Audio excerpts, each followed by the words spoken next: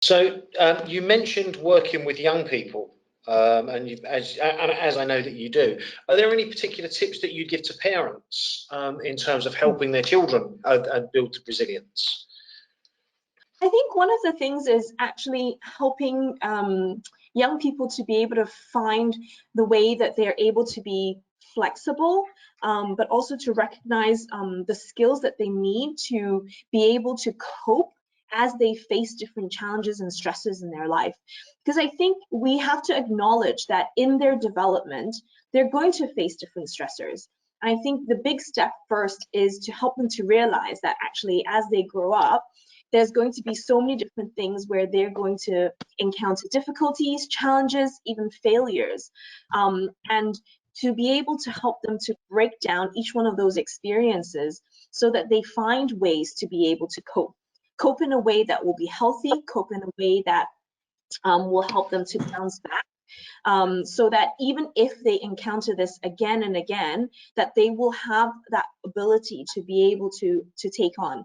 what it is. And I think, you know, I don't like to say there's 1 or 2 or 3 tips really out there, because actually everybody looks at parenting very differently. And that's something that both on the cultural sense, but also in an individual family, I think that's really important. And so I would tend to more say, you know, be aware of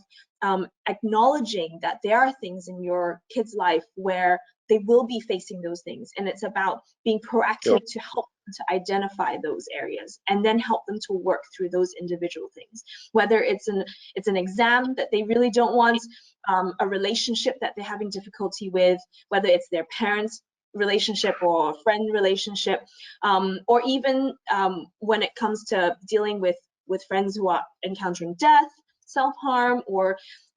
what we see most often in Hong Kong and in the world today is global issues. You know, even that is something to help young people to process, you know, because they're basically consumed with everything in this world, especially with social media today. They have access to every single piece of information at any given time. And so being able to help pinpoint all these things and help them to work through is really a good first step.